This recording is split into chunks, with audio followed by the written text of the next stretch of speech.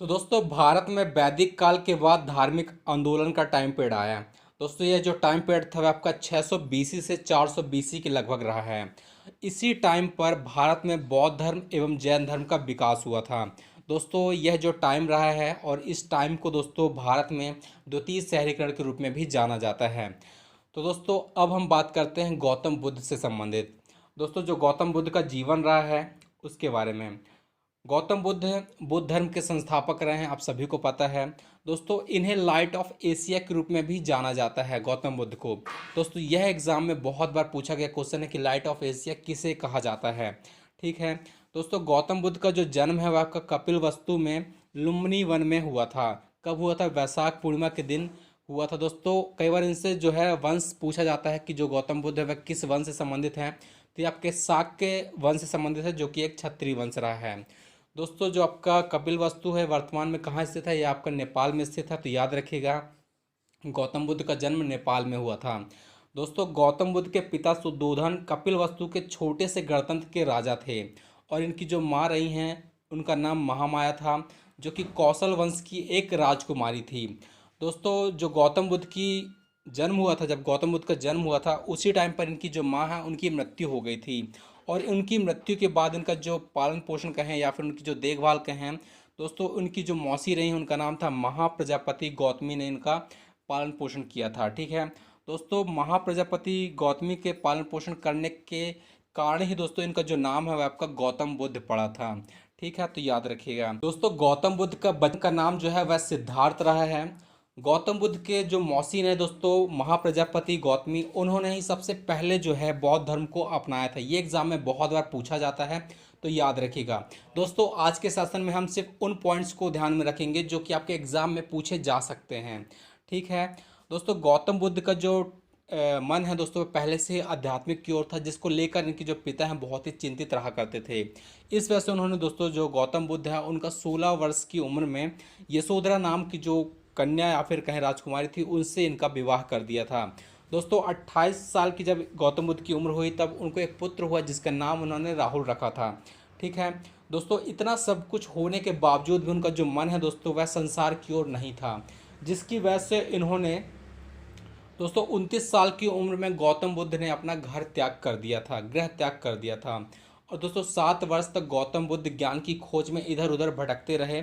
इसी समय काल के दौरान गौतम बुद्ध की मुलाकात बिंबिसार, उदयक और अलार कलाम से हुई थी। यहाँ पर एग्जाम में पूछा जाएगा कि जो अलार कलाम है दोस्तों वह गौतम बुद्ध के पहले गुरु हैं। ठीक है, तो एग्जाम में बहुत बार पूछा जाता है। दोस्तों उसके बाद गौतम बुद्ध 35 साल की उम्र में उरुवेला नामक स्थान पर पहुंचे थे। और बाद में दोस्तों जो आपका उरुवेला नामक स्थान है वह बिहार के बोध गया के नाम से जाना जाता है। ठीक है, तो याद रखिएगा एग्जाम में यह पूछा जाता है। दोस्तों जो आपका उरुवेला नामक स्थान है यहाँ पर गौतम बुद्ध ने पीपल के पेड़ के नीचे ज्ञान प्राप्त करने के लिए समाधि लगाई थी और 49 दिन तक तप करने के बाद गौतम बुद्ध को ज्ञान की प्राप्ति हुई थी। दोस्तों तभी से इस पीपल के पेड़ को बोधि वृक्ष के नाम से जाना गया है। ठीक है, तो एग्जाम में पूछा जाएगा। और दोस्तों ज्ञान की प्राप्ति के बाद जो बुद्ध हैं उनको गौतम बुद्ध के नाम से जाना जाता है। दोस्तों बुद्ध का यहाँ पर जो अर्थ है वह ज्ञान की प्राप्ति को कहा जाता है। ठीक है दोस्तों, पवित्र बौद्ध स्थल जो आपका बोध गया है वह आपका फल्गु नदी के किनारे स्थित है। दोस्तों ये सारे इम्पोर्टेंट पॉइंट को आज हम इस वीडियो में कवर कर रहे हैं, तो सभी को ध्यान में रख के चलिएगा।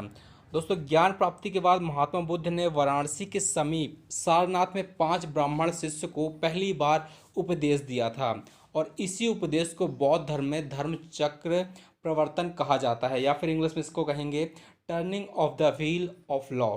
ठीक है दोस्तों, गौतम बुद्ध ने अनेक राज्यों का भ्रमण किया और उपदेश दिए थे, लेकिन मगध राज्य बौद्ध धर्म का मूल प्रचार केंद्र रहा है। दोस्तों इसलिए बिंबिसार, उदयन जैसे जो शासक रहे हैं वहाँ के महात्मा बुद्ध के अनुयायी बन गए थे। ठीक है, तो याद रखिएगा। दोस्तों आगे बात करें तो जो महात्मा बुद्ध है इन्होंने सबसे ज़्यादा जो उपदेश दिए हैं वह आपके श्रावस्ती में दिए हैं। ठीक है, तो याद रखिएगा सबसे पहले उन्होंने दिया था कहाँ पर? सारनाथ में, लेकिन जो आपका सबसे ज़्यादा दिए हैं वह आपके श्रावस्ती में दिए हैं। दोस्तों बौद्ध धर्म के प्रचार के लिए महात्मा बुद्ध ने बौद्ध संघ की स्थापना की थी, जिसमें भिक्षु अपना घर छोड़कर अन्य स्थान पर निवास करते थे और दोस्तों जो है बौद्ध धर्म का प्रचार करते थे। तथा महात्मा बुद्ध ने इस धर्म जो आपके बौद्ध धर्म है उसके अनुयायी को दो भागों में विभाजित किया था।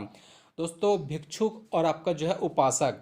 यहाँ पर जो आपका भिक्षुक से तात्पर्य दोस्तों बौद्ध धर्म के प्रचार के लिए जिन्होंने संन्यास ग्रहण किया उसे भिक्षुक कहते थे।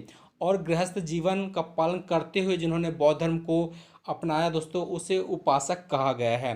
ठीक है, तो याद रखिएगा दोस्तों बौद्ध धर्म का विस्तार के लिए समय समय पर बौद्ध सभाओं का जो है आयोजन किया जाता था। और इन सभाओं को दोस्तों बौद्ध संगीति के रूप में भी जाना जाता है या फिर बौद्ध संगीति कहा जाता है। दोस्तों जो बौद्ध संगीति हुई हैं उनके बारे में यदि हम बात करें तो चार बौद्ध संगीति हुई हैं जो कि इम्पोर्टेंट है एग्जाम में। पहली जो आपकी हुई थी दोस्तों आपका 483 बीसी में हुई थी, कहाँ पर, राजगृह में। और ये किसके टाइम पीरियड पर हुई है दोस्तों, तो आपका जो है अजात शत्रु के टाइम पीरियड पर हुई है। ठीक है दोस्तों, नेक्स्ट आपका जो है 383 बीसी में हुई है जो कि वैशाली में हुई थी। और किसके टाइम पीरियड पर, तो आपको जो है कालाशोक, दोस्तों कालाशोक के टाइम पीरियड पर जो है सेकंड बौद्ध संगीति हुई है। थर्ड जो आपका है दोस्तों वो आपका 250 बीसी में हुई है, कहाँ पर, पाटलिपुत्र में। और यह अशोक के शासनकाल के टाइम पीरियड पर हुई थी। जो आपकी चौथी बौद्ध संगीति है दोस्तों वो आपका 98 एडी में हुई है जो कि कहाँ पर, कुंडलवन कश्मीर में हुई थी दोस्तों। तो याद रखिएगा दोस्तों यह कनिष्क के टाइम पीरियड पर हुई है। दोस्तों आगे बात करें बौद्ध धर्म में महात्मा बुद्ध जब 80 वर्ष के हुए थे दोस्तों तब इनका जो है 483 ईसा पूर्व में महापरिनिर्वाण कुशीनगर में हुआ था। ठीक है, तो याद रखिएगा एग्जाम में यह भी पूछा जाता है कि जो गौतम बुद्ध की मृत्यु हुई है वह किस स्थान पर हुई है। दोस्तों बौद्ध धर्म में बौद्ध धर्म का जो सबसे पवित्र त्यौहार है दोस्तों वह आपका बैसाख पूर्णिमा को ही माना जाता है, जिसे हम बौद्ध पूर्णिमा के रूप में भी जानते हैं। तो दोस्तों आज की वीडियो में हमने कुछ इम्पॉर्टेंट पॉइंट है जो कि आपके गौतम बुद्ध से संबंधित है उनको हमने देखा जो कि आपके एग्जाम के लिए बहुत ही हेल्पफुल हो सकते हैं। तो दोस्तों आई होप कि आपको वीडियो पसंद आया होगा। दोस्तों अगर आपको वीडियो हेल्पफुल लगा है तो प्लीज़ एक बार वीडियो को लाइक और शेयर करना बिल्कुल ना भूलेगा। मिलते हैं नेक्स्ट वीडियो में कुछ इंपॉर्टेंट टॉपिक को लेकर के, तब तक के लिए धन्यवाद। जय हिंद, जय भारत।